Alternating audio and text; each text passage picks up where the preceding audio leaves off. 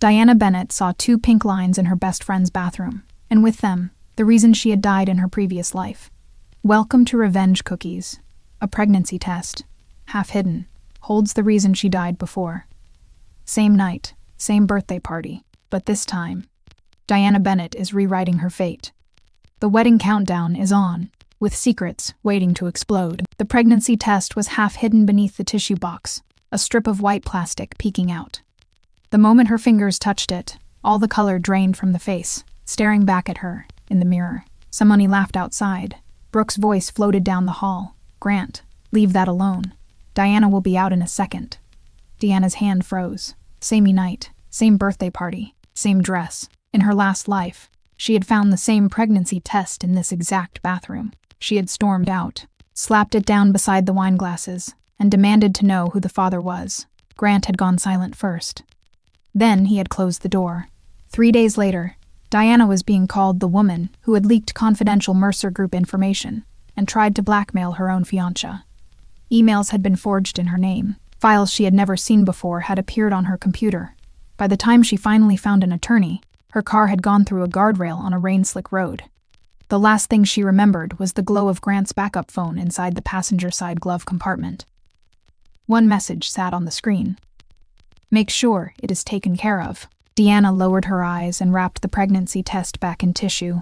Footsteps approached the bathroom. Deanna, Grant knocked twice.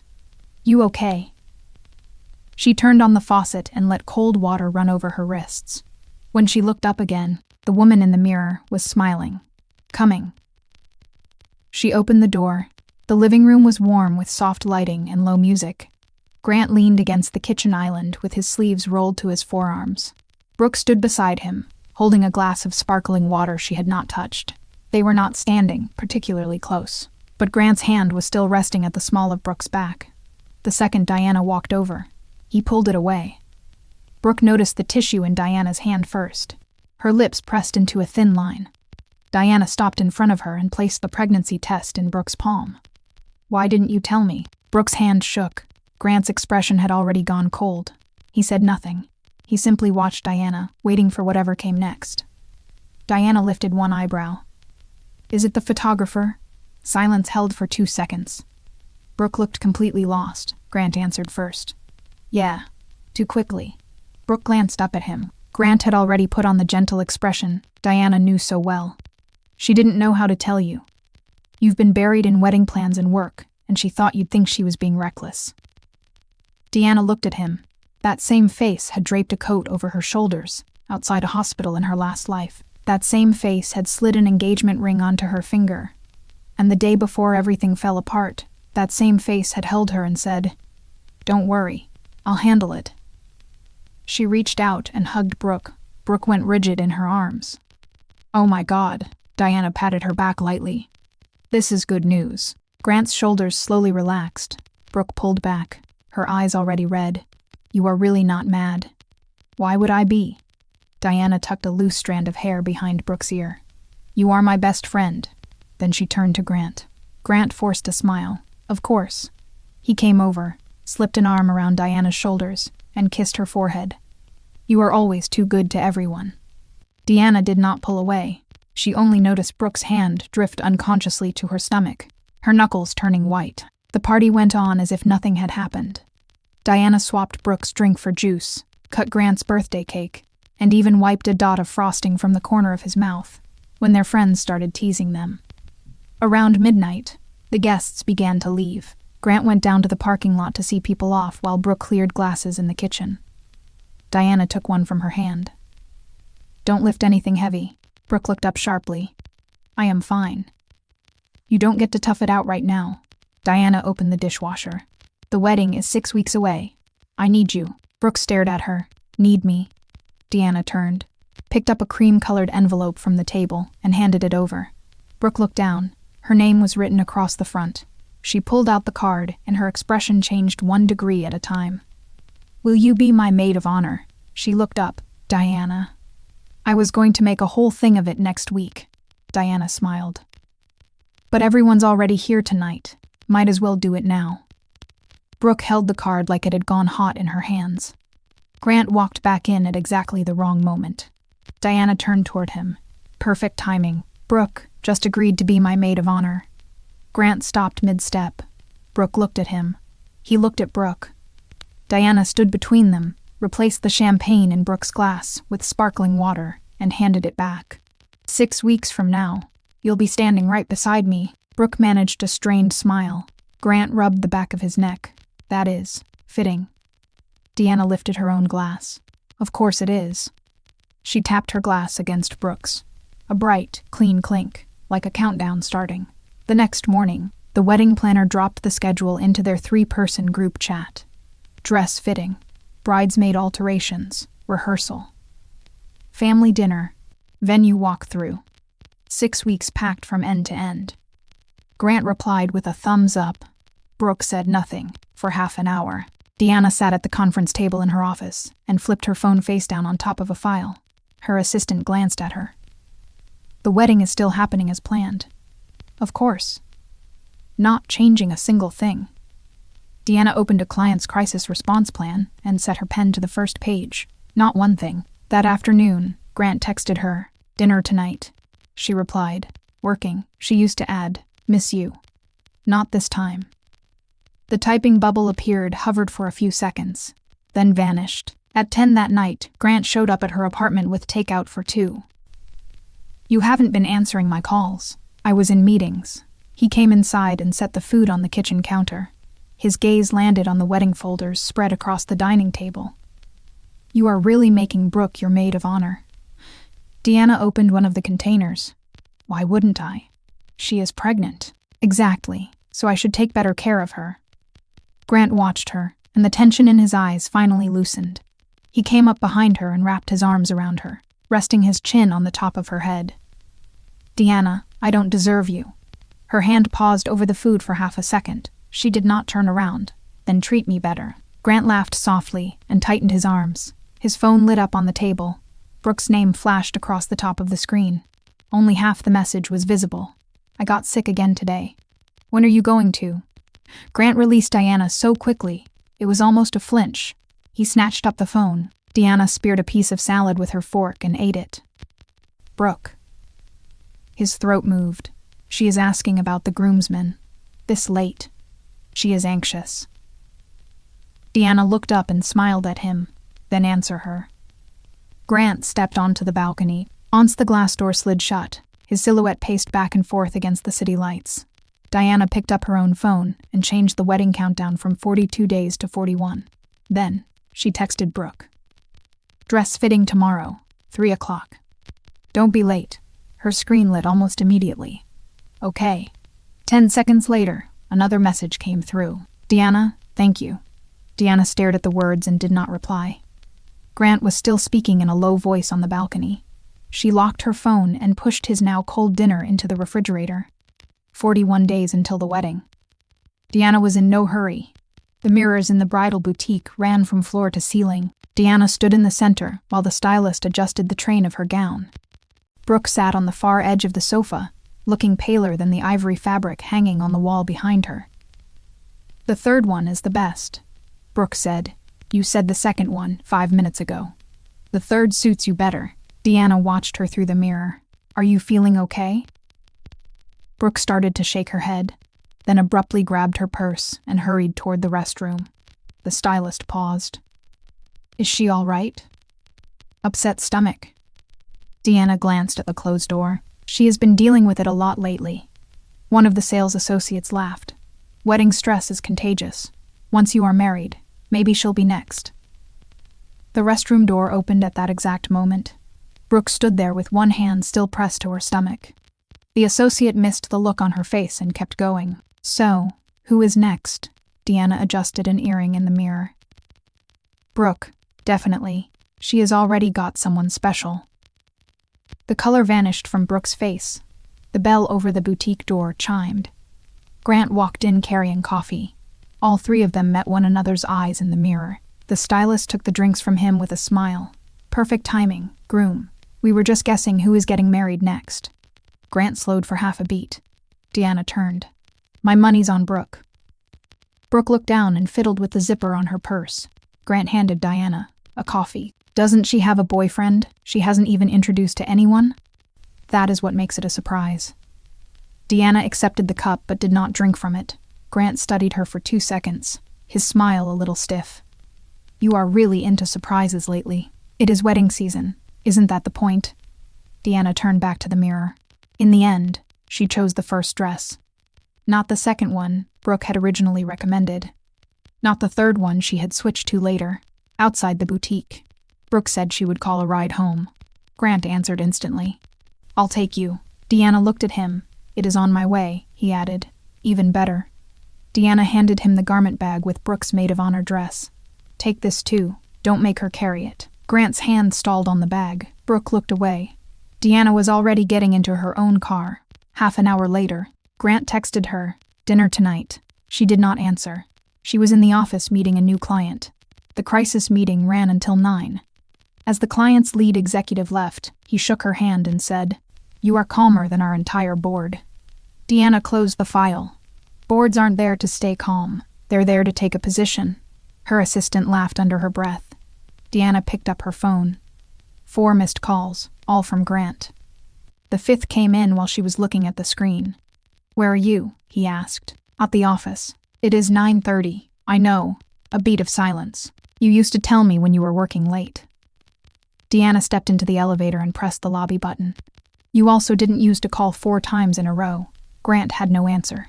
She ended the call before the elevator doors closed. The next day, Brooke sent her a photo of a townhouse. Grant says it is quieter here. Deanna zoomed in.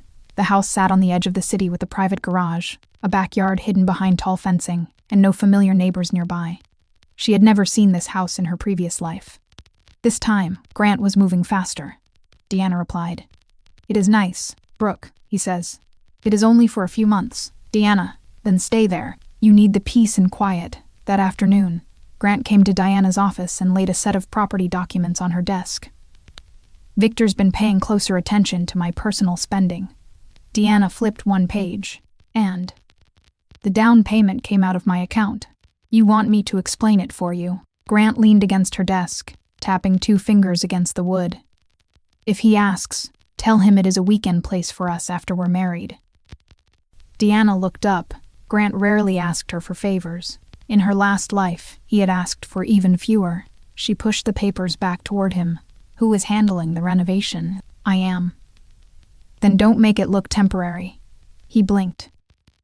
Victor isn't stupid. Diana picked up a pen and wrote 2 lines in the margin. Guest room, office, basic security. Make it look like a place we'd actually use, and don't bunch all the payments together. That only makes them stand out. Grant stared at her notes, then slowly smiled. This is why I need you. You need someone who knows how to clean up a mess. He reached out and touched her chin. Same thing. Deanna turned her face away and tapped the desk phone awake. I have another meeting in 10 minutes. His hand fell into empty air. He watched her for a moment. You've been really busy lately. The wedding isn't your only project. His smile faded a little. Before he left, he tucked the papers back into his briefcase. As soon as the door closed, Diana took out her phone and saved the townhouse address in a private note. Brooke moved in that night. 3 days later, Diana personally delivered a box of baby supplies. Brooke opened the door, saw the little blanket folded on top, and immediately teared up. You don't have to be this good to me. Deanna set the box in the entryway. Why wouldn't I? Brooke bit her lip. Inside, there were already 2 men's mugs in the kitchen. One of Grant's dark jackets hung over the back of a chair. Diana saw both. She did not pause. She opened a cabinet and put away the tea and cookies she had brought. You may not be able to stand for the entire ceremony. I asked the planner to put a chair near the front for you. Deanna, Brooke said quietly. Yeah. If you found out someone wasn't who you thought they were, what would you do? Deanna turned around. Brooke's eyes were red. Her fingers were twisted into the hem of her loose sweater. A car pulled into the driveway. Diana glanced out the window. A familiar black sedan had stopped outside. Grant got out. The second he noticed Diana's car, he visibly hesitated. A few seconds later, he came inside carrying a bag of food. You are here too, Deanna smiled. Surprised. Brooke lowered her head. Grant set the bag on the table. I was nearby, just dropping off a few things. You've been nearby a lot lately. Deanna opened the containers. Soup, pastries, bland snacks. Everything Brooke had been craving lately. Not a single thing Deanna liked. Grant caught her looking and answered too quickly. Her stomach's been bad. I asked a nutritionist what would help. Thoughtful. Deanna grabbed 3 paper cups and poured water for all of them. The 3 of them stood in the same kitchen. Brooke could not look at her. Grant kept touching his phone. Deanna handed them their cups. By the way, we're having dinner at Victor's Sunday night. Grant's head snapped up. Brooke's going. She is my maid of honor. She doesn't feel well. All the more reason she shouldn't be alone. Brooke finally spoke. I don't have to go. Victor already knows you are coming. Grant's face hardened. When did you tell him? Yesterday. Why didn't you talk to me first? Deanna raised her water. Because I didn't realize I needed your permission to invite my maid of honor to dinner. Grant opened his mouth, then closed it. Brooke squeezed her paper cup until it crinkled. Diana checked the time and picked up her purse. 7 on Sunday. Don't be late. At the door, she turned back. Victor hates lateness. The door closed behind her. For a long moment, the house was silent. By the time Diana drove out of the neighborhood, her phone lit up. Grant, we need to talk. Then another message. Tonight, Diana glanced at the screen and locked it. Sunday was the conversation that actually mattered. No one was ever late to dinner at the Mercer house. At 6:58, Grant and Diana walked into the dining room. Brooke was already seated near the window in a loose dark dress that hid her stomach well. Victor Mercer sat at the head of the long table. He looked up once. So you are Brooke. Brooke set down her water. Yes, sir. Deanna tells me you'll be handling most of the wedding day details. I'll do my best. Victor nodded and looked away. As Grant sat down, his knee hit the underside of the table. Deanna spread her napkin across her lap and did not look at him. Halfway through dinner, Victor asked, after the wedding, are you staying in the city or moving out to the suburbs? Grant's fork stopped in midair. Diana kept cutting the fish on her plate. We may spend weekends outside the city, she said. Which house? The table went quiet. Dean Rock, seated to Victor's right, lifted his eyes toward Grant. Grant swallowed. We haven't decided yet. Victor set down his wine glass. I hear you've been spending a lot of time up north lately. Renovation project. What renovation project? Grant did not answer immediately. Diana let out a soft laugh. You caught us. Victor looked at her. It was my idea. Diana put down her fork and knife. Downtown is still loud on weekends. Grant found a townhouse up north, and I told him not to tell you yet. I thought it might be nice to spend the occasional weekend there after we're married. Grant jumped in at once. We were going to mention it after the renovations were finished. Victor studied his son for a few seconds. Since when do you care about tile? Someone at the table laughed. Grant forced himself to join in. Since I was given no choice. Deanna tilted her head toward him. You were the one insisting on the second kitchen design last week, because the first one was ugly. So you admit you have opinions. The exchange loosened the atmosphere around the table. Victor picked up his glass again. Don't waste too much time on a house. Next quarter's projects matter more than your kitchen. Got it. Grant lowered his head and drank his water. Under the table, Diana lightly patted the back of his hand. He caught her hand and held it. His palm was slick with sweat. When dessert arrived, Victor suddenly looked at Diana. When are you two planning to have children? Grant choked on his water. Brooke's spoon struck the edge of her plate. Diana pulled a napkin free and handed it to Grant. We haven't even made it through the wedding yet. Just asking, Victor said. Diana leaned back.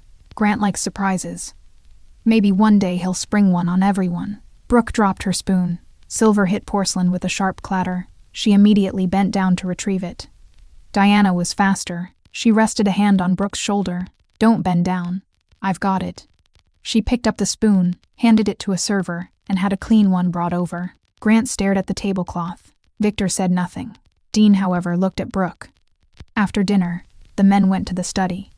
Diana walked with Brooke into a smaller sitting room. The moment the door closed, Brooke grabbed Diana's arm. Why did you say that? Say what? About a baby. Brooke's breath caught. Slowly, she released Diana's arm. I was joking, Diana said. Sorry, I've just been really sensitive lately. I know. Deanna poured her a glass of warm water. Brooke accepted it and spoke under her breath. Grant said, "Everything will be taken care of soon." Deanna set the carafe back on the table. "What will?" Brooke realized she had said too much and shook her head quickly. "Nothing." Footsteps sounded outside the room. Dean walked in. "Victor asked me to find a file." Deanna stepped aside. "Actually, Dean, there is something I've been meaning to ask you." Brooke's head snapped toward her. Dean stopped. "What is it?" Deanna pulled out her phone and opened the renovation budget. Grant recently set up a separate server and 2 separate accounts. He said they're for maintaining the house. "I don't really understand that side of things. Does that sound necessary to you?" Dean's eyes dropped to the screen. "A separate server." He said he didn't want personal matters mixed in with Mercer Group business. "Who set it up?" "I think a new financial advisor." Diana frowned as though trying to remember. "I didn't catch the name." Brooke's fingers tightened around her glass. Dean asked, "Does the group's finance team know about the accounts?" I assumed they did. The doorway to the sitting room went suddenly quiet. Deanna looked up. Victor was standing there. He did not enter. He simply looked at her. "What accounts?" Deanna let a trace of confusion cross her face. "The maintenance accounts for the townhouse." Victor looked at Dean. Dean said nothing. Diana put away her phone. "Did I ask something I shouldn't have?" Victor walked into the room. "There is nothing about family finances you shouldn't be able to ask." Then he turned to Brooke. "You don't look well." Brooke straightened immediately. "I may have eaten too much. Have the driver take you home." "I'll take her." Grant's voice came from the hallway. He walked in quickly, his eyes landing first on Diana and then on Dean. "What are you talking about?" Deanna smiled. "I was asking Dean about security for the townhouse." Dean looked directly at Grant. "And the server?" Grant's smile vanished for one split second. Victor was already turning toward the study. "Give Dean the account records tomorrow morning." Grant answered immediately. "Dad, those are just personal expenses." Victor did not slow down. "Then they'll be easy to explain." The hallway emptied until only the 4 of them remained. Brooke was nearly white. Grant stared at Diana. "Why did you tell him about the server? Didn't you say it was just for the house?" "It is." "Then why are you nervous?" Grant's mouth moved, but no sound came out. Deanna reached up and straightened his tie. "You've been sweating all night." His hand closed around her wrist for a second, then released it. "Work's been intense. Get some sleep." Deanna picked up her coat. Grant followed her. "I'll leave with you." Brooke stood where she was, watching him. Deanna glanced between them. "Aren't you taking her home?" Grant looked caught between 2 doors. Brooke was the first to smile. "It is fine. I'll take Victor's car." Deanna said nothing more. They had been driving away from the estate for 10 minutes before Grant finally spoke. "From now on, don't talk to Dean about company matters." Deanna looked out the window. "Why?" "He turns small things into big ones. Victor put him in charge of risk." "Deanna." She turned toward him. Grant softened his voice. "Just trust me." "Okay." She looked at him for 2 seconds. "Okay." Grant finally relaxed. His phone buzzed in his hand. Instinctively, he covered the screen. Too late. Diana had already seen the name. "Brooke, tell her tonight, or I will." Grant flipped the phone face down. Only the soft hum of the air conditioning remained in the car. Diana turned back toward the window. Grant watched her the entire way home. At the curb outside her apartment building, he finally asked, "You don't have anything you want to ask me?" Deanna unfastened her seatbelt. "What do you want me to ask?" "Nothing." "Then good night." She opened the door. Grant suddenly caught her wrist. "Deanna," she looked back. "Have you been hiding something from me lately?" Deanna looked down at his hand. He released her immediately. She smoothed the cuff of her sleeve. "Didn't you just tell me to stay out of your business?" The car door shut. Grant remained behind the wheel, motionless. Deanna crossed the lobby. Before the elevator doors closed, she could still see his car sitting at the curb. Her phone lit up. This time, it was Brooke. "Diana, can we meet alone?" Diana pressed the button for her floor. The numbers climbed slowly. She typed one word. "Tomorrow." Brooke chose a coffee shop far from downtown. She arrived 20 minutes early. The hot drink in front of her had gone untouched. When Diana sat down, Brooke had already twisted a napkin into a tight ball. "There is something I haven't told you. Then tell me." Brooke looked up, There were dark shadows beneath her eyes. The photographer doesn't exist. Deanna picked up her water. Brooke watched her face, her voice dropping lower with every word. The baby's father is someone you know. A server arrived at the table. Deanna ordered coffee. Once they were alone again, she asked, "Is he married?" Brooke looked away. "Number, does he have a girlfriend?" Deanna closed the menu. "Brooke, did you bring me here because you were going to tell me his name, or because you want me to carry your secret for you?" Tears slipped down Brooke's face. She quickly wiped them away. He promised he'd take care of everything. When? Soon. How soon? Brooke's hand moved to her stomach. "Before the baby comes." Deanna watched her without answering. Brooke pressed her lips together. "He is going to take me away." Deanna's glass stopped halfway to her mouth. "Away." "Somewhere else. We're going to start over." "Then why are you still terrified?" Brooke's shoulders drew inward. "The money isn't ready yet." Deanna's coffee arrived. She stirred it twice. "What money?" Brooke shook her head immediately. "I don't know. He only said he can't move the funds yet. You are going to throw away your entire life for a man who won't even tell you where his money is coming from." Brooke looked up. "You don't understand." Deanna's fingers stilled on the handle of her cup. Brooke still had tears in her eyes, but a bitter little smile appeared. "You've always had everything. Your career, your family, your wedding. You've never had to sit around waiting for someone to choose you." Deanna looked at her. "So you don't really want this man?" Brooke stiffened. "You want the feeling of being chosen." "Number, then make him choose you where everyone can see it." Brooke's breathing turned uneven. Diana pushed the napkins toward her. "Tell everyone. Tell his family. Tell his fiancé." Brooke's hand stopped on top of the napkin. "You won't," Diana said. "Because you know the thing he is actually afraid of losing isn't you." Brooke's eyes reddened again. Diana did not push further. She left cash beside her coffee and stood. "When you are actually ready to say his name, call me." Brooke suddenly grabbed her hand. "Deanna." Deanna looked down. Brooke's lips moved several times. In the end, she let go. "I am sorry." Deanna pulled her hand back. "Don't say it to me." She walked out of the coffee shop. That afternoon, Grant tested her for the first time. He dropped a hotel payment sheet for the wedding on her desk and said casually, "I switched advisors recently. His name's Evan Cole." Deanna kept answering an email. "What does he handle?" "Taxes." "Okay." He waited 2 seconds. "You are not going to ask anything else." Deanna looked up. "Didn't you tell me not to get involved in company finances?" Grant stared at her. "Right." He stayed for 10 minutes, then left. 2 days passed. Dean made no visible move. Grant clearly began to relax. By Friday night, he was calm enough to take Diana to the menu tasting himself. In the restaurant's private room, the wedding planner had spread menus across the entire table. Grant sat beside Diana, constantly sliding dishes she liked toward her. "So you finally have time for me?" Diana asked. "You are angry." "Why would I be angry?" "Because I've been busy." Deanna set down her fork. "Grant, do you want me to be angry?" He paused. "If I cried, made a scene, went through your phone, would that make you feel safer?"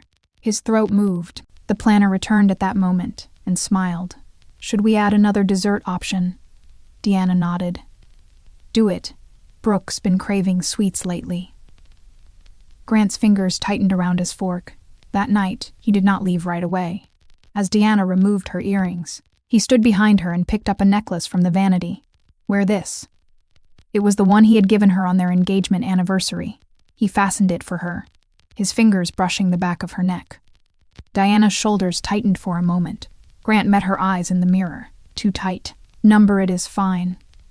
He lowered his head until his forehead rested lightly against her hair. "After the wedding, we'll be okay again." Deanna looked at their reflection. She did not say yes. She did not say no. The next morning, she put the necklace in the back of a drawer. At 10, she went to Grant's office to drop off the final guest list. His door was not fully closed. Grant was on the phone. "I don't care how Miles Carver explains it. The money has to be out by Friday." Deanna stopped outside. A chair scraped against the floor inside. "Dean's already looking at the townhouse up north. If he follows those accounts back to Carver, we're finished." Deanna took one step back. Then she deliberately let her heels click against the floor. Grant. The office went instantly silent. She pushed the door open. Grant had already ended the call. When did you get here? Just now. Deanna placed the guest list on his desk. What is wrong? Nothing. His phone was still clutched in his hand, his knuckles pale. Deanna opened the guest list. 2 more people at your father's table. What did you hear just now? I heard you say Dean. Grant's face changed. Deanna kept turning pages. I ran into him yesterday. He asked whether we'd added anything to the townhouse budget. Grant stood. What did you tell him that I didn't know? He stared at her. Diana slowly raised her eyes. What is going on with you? Grant sat down again and rubbed a hand over his face. Sorry, I am under a lot of pressure. Then get some rest. The wedding can't stop. I didn't say it should. She closed the guest list and walked toward the door. Her hand was already on the handle when she seemed to remember something. Oh, right. Grant looked up. Is your new advisor Evan or Miles? The room went dead, quiet. Deanna looked back at him, a small crease between her brows. I may have heard wrong. Grant's lips parted. His phone buzzed. Brooke's name filled the screen. He silenced it immediately. Diana watched him for 2 seconds, then opened the door. At the far end of the hall, Dean stepped out of the elevator. He saw Diana and nodded. She nodded back. As they passed each other, she stopped. Dean. Grant's office door was still open behind her. Diana kept her voice calm. Do you know Miles Carver? A dull thud came from inside the office. As if someone had backed into the corner of a desk, Dean stopped in the middle of the hallway. Why do you ask? Diana glanced back at Grant's office. No one came through the open door. I just heard Grant mention him, she said. He may be a new financial advisor. I was thinking that after the wedding, our joint accounts might end up with the same person, so I wanted to know who he was. Dean's expression did not change. I'll look into it. If he is just an ordinary advisor, don't go to any trouble. Looking up one name isn't trouble. Deanna smiled. Thanks. She walked toward the elevator. At the exact moment the doors were closing, Grant rushed out of his office. His face had gone white. Deanna. The doors slid shut. At 3 that afternoon, Grant appeared at her company. Deanna was in a conference room with her team, working through a brand crisis, when the door opened. Everyone looked up. Grant stood there breathing hard. Deanna checked the time. 5 minutes. Now. She set down her pen and looked at her team. Take 10. Once the room was empty, Grant closed the door behind them. You gave Dean Miles's name? Deanna leaned back in her chair. Didn't you give it to me first? When did I do that? On the phone. You were listening to my call. Deanna simply looked at him. Grant realized how loud he had gotten and immediately lowered his voice. Sorry. That is your second apology today. Deanna, this isn't a game. I wasn't laughing. He pulled out the chair across from her and sat, clasping his hands together. If Dean asks you anything about my accounts, don't answer him. Why? Because those are my private finances. We're getting married next week. Grant had no answer. Diana slid the wedding schedule across the table toward him. Or you can tell me right now which parts of your life will still be none of my business after we're married. He stared at her for a long time. A knock sounded at the door. Her assistant called through it. Diana, the client is waiting. Deanna stood. Grant rose too. I am coming to your place tonight. I have dinner. With who? A client, man or woman? Deanna looked at him. Grant's expression stiffened. I am just asking. You never used to. You never used to ignore my messages for days. Deanna picked up her file. Aren't you busy? Grant stayed where he was. She reached the door before he said, I miss you. Deanna paused for half a second. Then she opened the door. Don't wait up. That night, Brooke finally cracked. She sent Grant more than a dozen messages. When he did not answer, she drove straight to Diana's apartment. Diana came home to find her sitting on a sofa in the lobby. Her hair was damp from the rain, and her eyes were swollen. We need to talk. Deanna did not refuse. Once they were upstairs, Brooke stood in the middle of the living room with both hands trembling. He is not leaving. Deanna took off her coat. Who? Brooke looked up. You know who I am talking about. Deanna hung up the coat. Brooke stared at her back. You really don't know? Then tell me. Brooke's lips trembled. The doorbell rang. Both women looked toward the door. Deanna opened it. Grant stood outside. The second he saw Brooke, his face changed. "What are you doing here?" Brooke let out a short, bitter laugh. "So you do know how to answer eventually." Grant stepped inside and shut the door at once. "Brooke." "Don't say my name." Tears spilled down her cheeks. "You said you'd tell her tonight."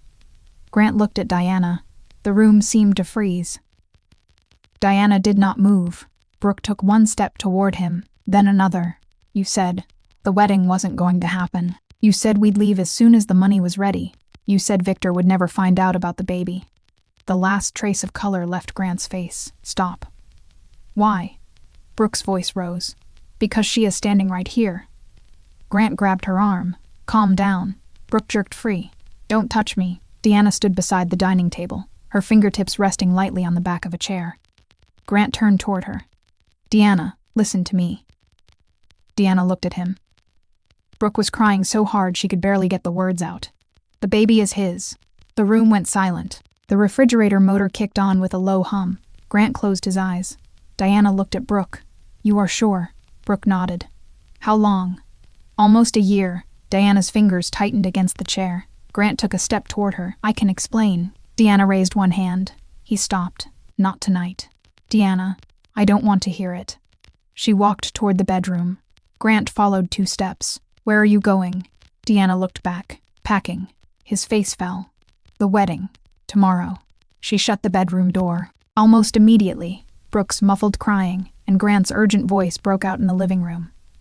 Deanna leaned against the door, one palm flat on the wall. Her shoulder trembled once. Only once. A few seconds later, she straightened. She opened the closet. Her suitcase was already sitting right at the front. She packed several outfits, her laptop, and the documents that mattered. An engagement photo stood on the nightstand. She did not throw it. She simply turned it face down. 10 minutes later, Diana rolled her suitcase back into the living room. Grant and Brooke stood on opposite sides of the room.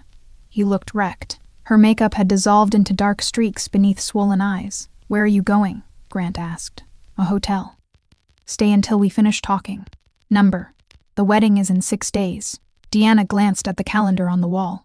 "I know." Grant reached for her. She stepped back. "Don't touch me." His hand stopped in midair. Brooke suddenly said, "You already knew, didn't you?" Grant whipped around. Diana looked at Brooke. Brooke sniffed. "That day at the coffee shop. The things you said. You already knew it was him, didn't you?" Grant's eyes snapped back to Diana.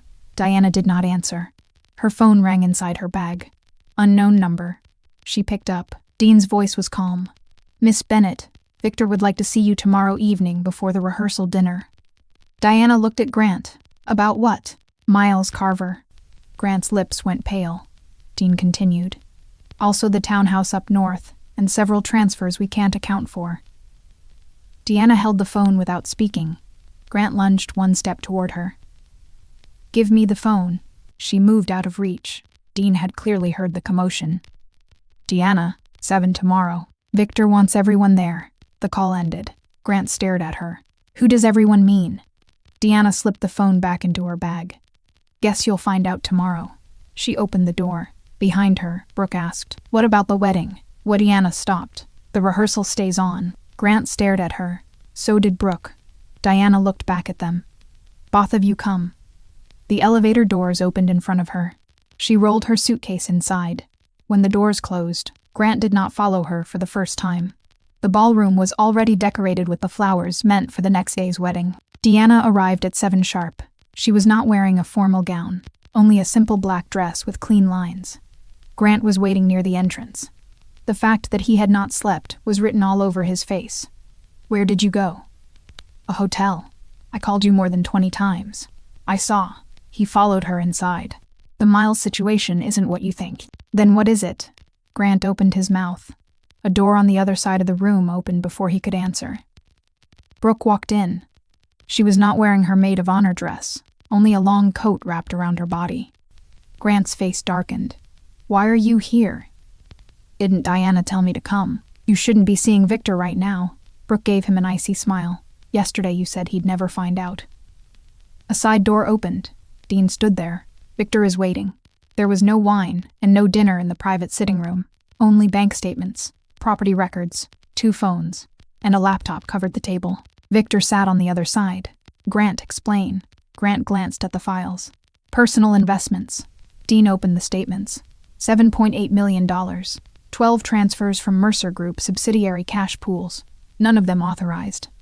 Every dollar ultimately went into accounts controlled by Miles Carver. Sweat gathered at Grant's temple. I'll put it back.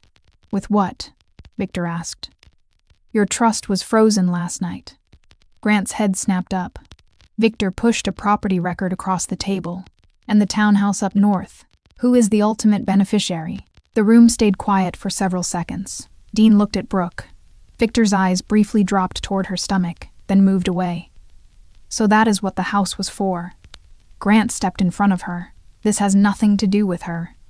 The baby is your private life. Victor tapped the bank statement. The money is my business. Brooke stared at Grant. You told me that money was yours.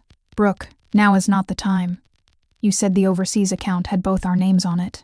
Dean answered calmly. There is no joint account. Grant is the sole controller on every account we found. Brooke slowly went pale. What about my name? It is not there. Grant spoke quickly. I was going to add you at the end. Brooke stared at him. When? After the baby comes. After the wedding.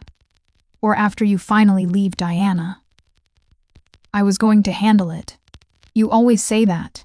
Victor waited for the room to settle, then pushed one final document across the table. As of tonight, you no longer hold any position at Mercer Group. The board is already voted. The audit findings are going to legal counsel. Grant's face changed. I am your son. Which is why you are getting the chance to hire your own lawyer. Victor turned to Diana. The wedding is canceled. Our attorneys will handle the public statement. None of the responsibility will be put on you. Grant turned toward her immediately. Deanna, we can talk. You had that chance last night. I love you, Brooke asked. Which one? Grant looked back at her. Don't start. You told me last night you were taking me away. That was because you kept pushing me. Brooke went completely still. Diana slipped off her engagement ring and placed it on the table. A tiny sound. Grant reached for her hand at once. Don't. She stepped out of reach. She knew about the townhouse, he said suddenly, turning to Victor. Deanna knew I bought it. She knew about the accounts too. Ask her. Deanna nodded. I knew you told me it was supposed to be our weekend house. I also knew you said the separate accounts were only for maintenance. I did not know the money came from Mercer Group. Grant stared at her. Slowly, his expression changed. Wait, he turned to Dean. Why did you investigate Miles? Deanna asked whether I knew him. Grant looked back at Diana. You told him about the server too. She said nothing. And the townhouse. You told me to renovate it like we were actually going to live there. Brooke stopped wiping her tears. Grant's voice dropped lower with each sentence. You made Brooke your maid of honor. You never canceled the wedding, you knew. Deanna looked at him. When did you know?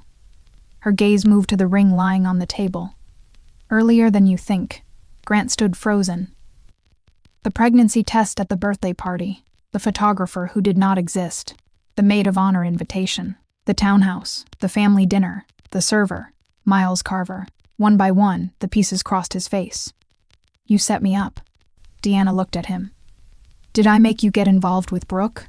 He said nothing. Did I make you take company money? His jaw tightened. Did I make you promise her a new life while you kept planning to marry me? Brooke closed her eyes. Diana picked up her bag. I just stopped cleaning up after you. Grant rushed forward 2 steps, but Dean blocked him. Deanna, at least tell me this. Do you hate me? She stopped at the door and looked back once. I am not the thing you should be worried about now. Her eyes moved to the audit files on the table. Go worry about your lawyer. She had barely left the room when Brooke hurried after her. Deanna stopped. Brooke's eyes were swollen and red. I am sorry. I know. Brooke looked startled. I believe you are sorry now, Diana said. But regret doesn't erase what you did. Brooke lowered her head, one hand resting protectively over her stomach. I won't ask you to forgive me. Then don't. Deanna turned away. Brooke did not follow. She stayed by the doorway and watched Diana walk farther and farther down the hall without looking back. The ballroom outside was still lit. Staff members were arranging the place cards meant for the next day's reception. Diana walked over, found the card with her name on it, and tore it in half. The wedding did not happen the next day. Diana went to work as usual that morning. Before her first meeting, her phone showed 27 missed calls from Grant. His final message read, "Tell me you didn't plan all of this." Diana looked at it for 2 seconds and deleted everything. That afternoon, Brooke sent her a long email. The first line said, "I know an apology isn't enough." Diana closed it after the first sentence. She did not block Brooke. She did not reply either. After work, her driver asked, "Back to the hotel?" Diana looked out at the city, where one light after another was coming on for the night. Home. In her first life, Grant had decided where Diana's story ended. This time, he did not even get to read the final page. Let's pause and savor the spectacle of this carefully woven betrayal. Grant Mercer, who wore the mask of a devoted fiancé, while slipping his coat not over his bride's shoulders, but over his best friend's. A man who planned his double life with the precision of a corporate suit, but forgot one thing: he underestimated Diana.